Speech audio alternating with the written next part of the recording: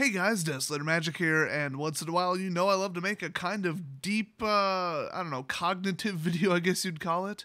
It's like an intellectual thriller, but without the thrill part, or being a movie. Or any acting, voiceover, writing, or production talent.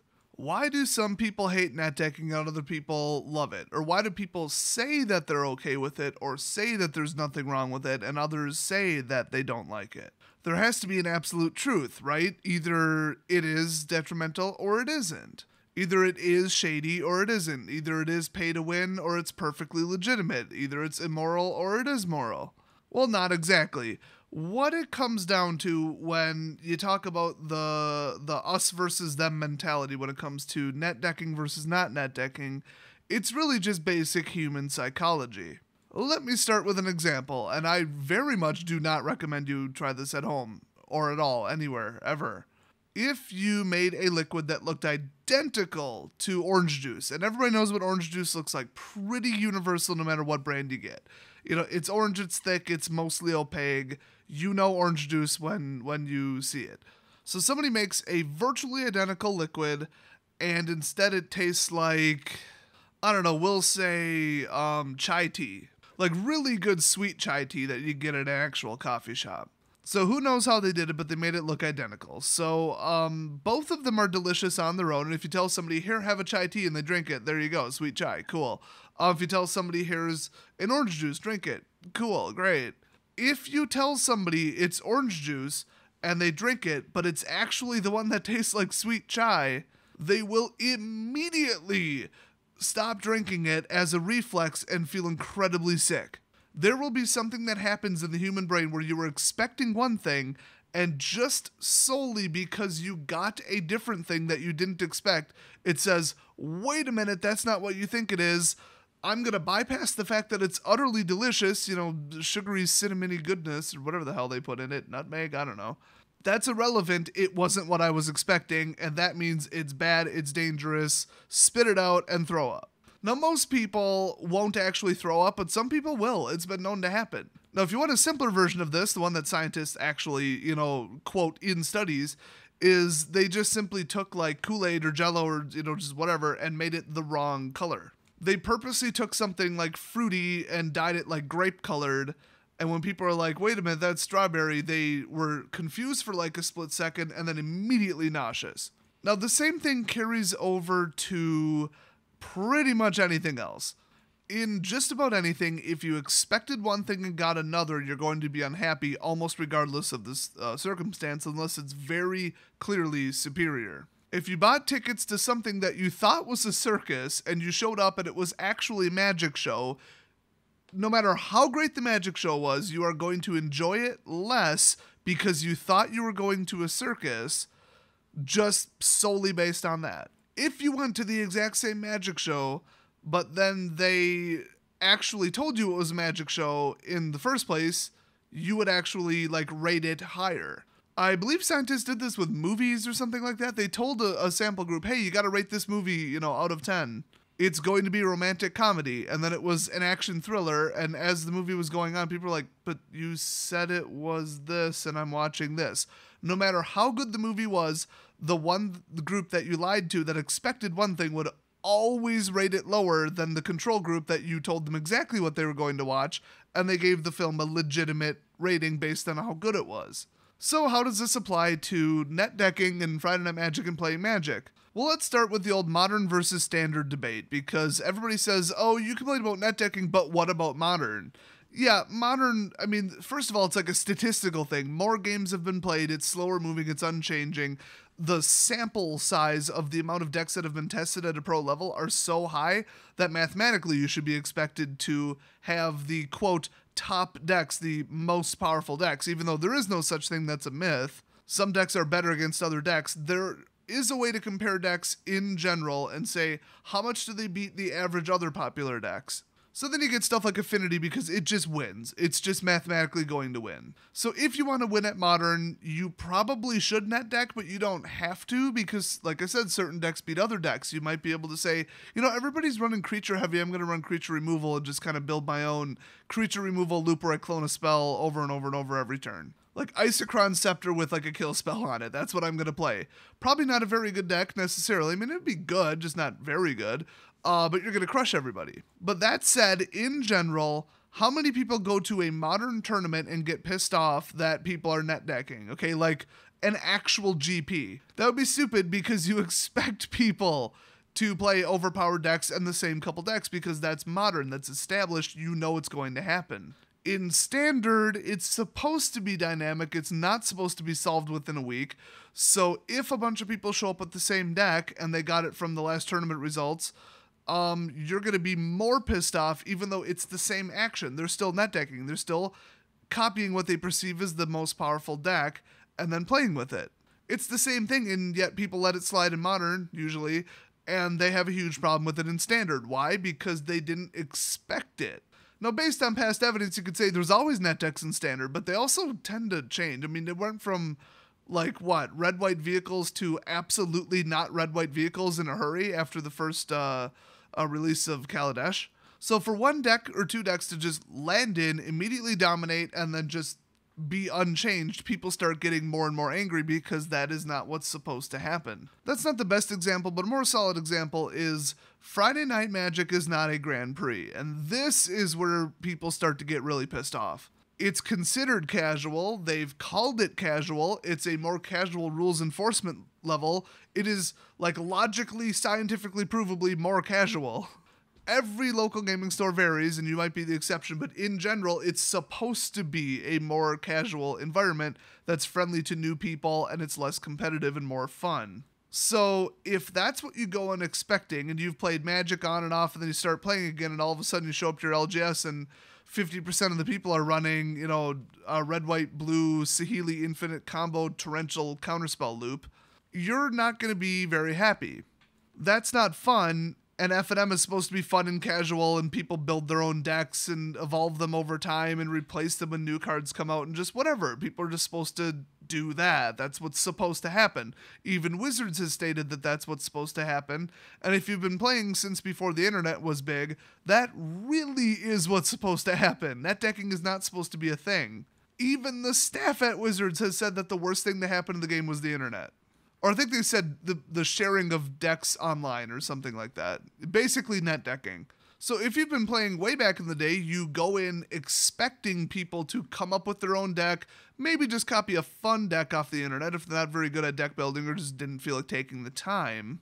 But you don't expect people to be hyper competitive, have to win, pay any price for the deck, run nothing but the top one or two decks, and that's all they bring. Like to Standard Friday Night Magic. Now, you go to the Grand Prix, you're just going to see the same stupid deck over and over and over and over and over. That's what you expected to happen. It's hyper competitive. There's huge prizes on the line. Nobody's going to go to a Grand Prix, or I should say a Pro Tour, really, and complain about the net decking. Now, I absolutely would, because I don't think net decking should be a thing, but that's, you know, like I said, this is not a solid, flawless example. It's just the baseline for most people of why they hate net decking. It's not what you expect. Also, you don't expect really broken infinite combos in Standard anymore, because Wizards said they're not going to print that. They said R&D's job is to get rid of infinite loops from Standard. They have stated this. This is common knowledge. Everybody knows this. So when somebody shows up playing an infinite combo turn 4 win in Standard, you're going to get a lot more pissed off than if that was normal everyday, you know, whatever in the game. Now, you're still losing and you still can't win and you're still having no fun. It's the same situation, just you're interpreting it differently because it's not what you expected. So you can compare this to just about any scenario. I mean, who's the types of people who typically get pissed off about net decking? The non-net deckers, the more casual people, and the rogue deck builders that like to be creative and come up with a huge variety of decks. So let's take them, for example, newer players even. They played at their high school, they played with their friends, they played kitchen table Magic. It was all super casual, fun, and then they heard that there's like an actual recurring formal casual tournament thing called Friday Night Magic. So they show up to it and get stomped like it's the freaking Pro Tour. It's all the same deck, it's all win on turn 4 through 6, it's all just, you know, you don't stand a chance in hell with your deck that's awfully creative and awfully tailored really well. Well, you weren't expecting that because the only thing that you knew was playing with your friends, and it was casual and it was fun. So it's the same, geeky, nerdy, friendly people, and the community's the same. But then as soon as they pull out their deck, everything changes and it's no longer fun. So that's what drives people away. Net decking drives new people away from the game. That is a well-known fact. That is not even disputed at this point. But why do new players get twice as pissed off as longtime players who know their local gaming store? They know people are going to NetDeck. They know they're going to have to play twice as hard to, beat these people and build tailored assassin decks just to beat just their deck. They knew what to expect. So they're unhappy about NetDecking, but it doesn't take them by surprise. They're not just shocked by, oh, this isn't what I expected at all. And whenever you're not expecting something in anything in life, you're going to react negatively to it more than you would if you were expecting it. People don't like to be wrong. They don't like information in their head to be contradicted. That's some kind of term or something in psychology, I'm sure. So if you thought one thing and found out something else and it was negative, you're going to react twice as negatively to it as normal. So that is why people really don't like net decking and why certain people are okay with it. It's knowledge, what you expected, what you've come to accept, and that sort of thing. Now this really only applies loosely and to like an initial impression of stuff. Once you've thought about it more, you could have been okay with something and then it becomes not okay because you finally realize what it's really doing to the game, what it's doing to other people, and then you start to be less and less and less okay with it, like me, for example. I just assumed, people are playing tough decks, whatever, it is what it is. They'll do that, whatever. And then the more I thought about it, I'm like, they're losing customers. They're driving people away. People are leaving the local gaming store. I've seen a pattern of these net deckers being incredibly unfriendly people, incredibly rude, and then they're so have to win with their attitudes that they start cheating if they aren't winning. Okay, now I went from this is just everyday behavior and I just have to tolerate it or not show up at all to no, this needs to end. Unfortunately, never will, obviously. I mean, besides your LGS saying, stop bringing that deck. You cannot bring that deck more than 2 weeks in a row. Or you can't, if you won F&M in the top 4 twice, you have to sit out the next week or just whatever. I've heard of all kinds of stories. Those are all real actual examples that have happened because if nobody but the top people and the net deckers show up, like I said, they're not friendly. They're not nice people in most cases, but also they drive away, 5-10 people each just by them existing. If you kick them out and don't let them play, 5 to 10 players are going to take their place. And there'll be new people who buy more stuff, open more packs, and build more deck ideas. I mean, net deckers tend to build one deck. They buy the singles online. They don't buy sealed product. And they don't help the local gaming store. They just show up and piss people off and basically steal prizes out from other people who are trying to play more fairly. So over time, you can go from perfectly acceptable, okay, this is what it is, or my friends warned me about NetDecker, so I went in and, okay, it is what it is, and I'm not that mad, to, okay, now I'm pissed. And that's really where my channel is trying to push people in the direction of, because the more vocal you are about it, the more just generally unfriendly you are, and like, what would you call that? Like, you start checking people on their behavior, like, hey, can you stop bringing that deck? It's no fun. You're ruining the fun for everybody. I've heard comments from 6 different players. Nobody wants to play against that deck. You're ruining everybody's time here. Just wanted to let you know. If enough people say that and they get enough hostility, they do stop showing up. It doesn't matter if they've been playing Magic for 10 years. That's how it worked at my new LGS and the very first LGS I went to. Unfortunately, not the middle one. There was too many of them. But this time, people have been complaining so much that the attendance of these top-level, pro wannabe people, it went down. They've been skipping every other week, if not, just outright quitting, because it's not fun for them anymore, because, yeah, they're winning, yeah, they're getting prizes, and that's, like, their whole self-esteem is built on just that, apparently. Now, there's so much hostility, so much hate, they're like, this isn't fun, this is not a fun activity, I'm just not going to show up. And that is what you need to do to any net deckers at your LGS. Now, if it's 75% of the people don't try it, they will just push back and you'll be the one leaving. But if it's just a handful of people, just tell them. That was such a crap match. It was a waste of my time. Like, don't just completely blow a fuse, flip a table, punch them out, and then tell them this. Just tell them calmly, I don't like you. I don't like your deck. This is such a load of crap. Basically what I just said. Just inform them that you and a lot of people there are not happy with their behavior. And also start telling the store owner, hey, I want to show up to F&M, and all my friends want to show up to F&M, and all these people that I just heard complaints from want to show up to F&M, but they don't like that person and they don't like his deck. The store owner will be like, oh crap, I'm about to lose 10 customers. Screw that one person. Kick that guy out. It has happened. It will happen. Trust me, it works. So in summary, your views can change over time, but initially the absolute hate and rage from, people that just hate on NetDeckers. They hate everything about them. They think NetDecking shouldn't be a thing and the whole internet should just be like erased or whatever to prevent it. It all comes down to what did they expect and how negatively are they going to react? Much, much, much more negatively than if they did expect it. So that's your psychology lesson for the day. Hopefully you guys got where I was going with this. And do you like my strategy of just like pushing away the NetDeckers with complaints, I guess? Just social pressure, I guess you would call it. Pure pressure. And shaming and ruining their time. Or do you think that's just too mean and we need to be nice to the NetDeckers to support them because they're clearly the superior player because they could copy and paste a deck and spend too much of their mom's credit card money? You'll never guess which side of the issue I'm on. You'll never guess. Well, the good news about all this is, according to social media, Trump is going to start World War III any second now.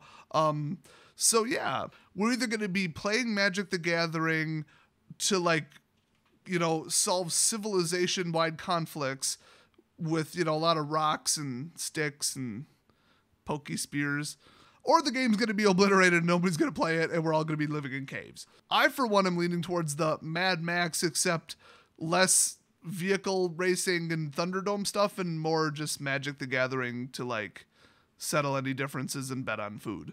In fact, why doesn't the world just solve all of its problems with Magic the Gathering matches? I think they should just sit down with Prince Assad and, play sealed, obviously, because, come on, you can't just NetDeck versus NetDeck mirror. That's what it would be at this point. Give them 45 minutes to build the deck instead of 30. You want to really make sure this is legit, no slip-ups, and the winner keeps Syria. If this sounds like some kind of weird, demented sci-fi book, I am basing this completely off of the book Virtual War. They basically, in the future, polluted the whole world and have to live in domes or some crap like that. And so it was too dangerous to go to war because they would just all die instantly. So they settle border disputes and, if they found a new island that's not polluted, who gets it, normally something that would start a war. They just settle it by playing video games. It's basically an ultra-realistic war simulation RTS game. It sounded like they're basically playing Command & Conquer Generals, which I usually am in the background, but I'm probably playing XL3 right now. By the way, that is the best video game ever made. Seriously, not even just the best RPG, it's the best game ever made.